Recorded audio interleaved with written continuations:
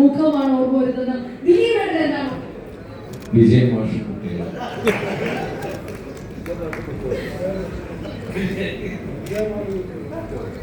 എന്നാലും എത്രയോ stage shows ഞങ്ങൾ ആഗ്രഹിച്ചിട്ടുണ്ട് ഈസ്റ്റ് കോസ്റ്റിന്റെ ബാനറിൽ. അതെ, 2 ദിവസമായുള്ളൂ സർ. എനിക്ക് ചെറിയ രീതിയിലൊക്കെ കിട്ടി തുടങ്ങുന്നു സർ.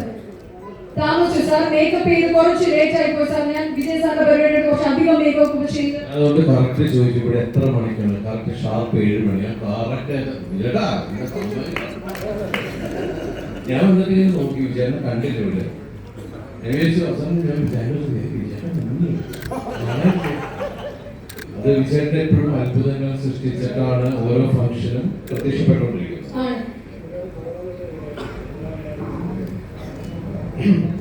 ഞാൻ അവിടെ വന്നിരുന്നെങ്കിൽ ഈ മീനൊക്കെ സപ്പോർട്ടായിട്ട് അവിടെ നമ്മൾ ഓരോന്ന് ചെയ്തു കൊടുത്തില്ലായിരുന്നെങ്കിൽ ഉറപ്പായിട്ടും ബോധമുണ്ടോന്ന് അറിയത്തില്ല. ഈ 2 ദിവസം കണ്ടപ്പോൾ സാറിന് പോലും ആ സത്യം മനസ്സിലായല്ലോ സാർ, എങ്ങനെ സാധിക്കുന്നു. എന്നാലും ഞങ്ങളൊക്കെ ആഗ്രഹിച്ച ഒരു കാര്യമാണ് ഈസ്റ്റ് കോസ്റ്റിന്റെ ബാനറിന്റെ കീഴിൽ ഒരു സ്റ്റേജിൽ ഒന്ന് നിൽക്കണമെന്ന്. അതിങ്ങനെ സാധിച്ചതിലുള്ള വലിയ സന്തോഷം അറിയിക്കുകയാണ്. മൈ ബോസ് പോലെയൊക്കെ ഒരു വലിയ വിജയമാവട്ടെ. തീർച്ചയായിട്ടും അത് വിജയന് മാത്രം അഭിമാനിക്കാവുന്ന കാര്യമാണ്. കാരണം മലയാള സിനിമയിൽ എനിക്ക് തോന്നുന്നത് പുറം രാജ്യത്തേക്ക് ആർട്ടിസ്റ്റുകളെ, അത് മമ്മൂക്ക, ലാലേട്ടൻ തുടങ്ങിയ ഏറ്റവും മലയാള സിനിമയിലെ അതിന് മുമ്പുള്ള ആൾക്കാരെ പ്രോഗ്രാം ഇല്ല. അത് ലാലേട്ടൻ മമ്മൂക്ക ഗ്രൂപ്പിലല്ലേ, അവരെല്ലാവരും കൂടി വിളിച്ചിട്ടില്ല. അതെ, ഞാൻ ചോദിക്കുന്നത് നസീർ സാറൊക്കെ കിട്ടിയിട്ടില്ല. മലയാള സിനിമയിലെ ഒട്ടുമിക്ക താരങ്ങളെയും കൊണ്ടുപോയി ഗംഭീര പ്രോഗ്രാംസ്.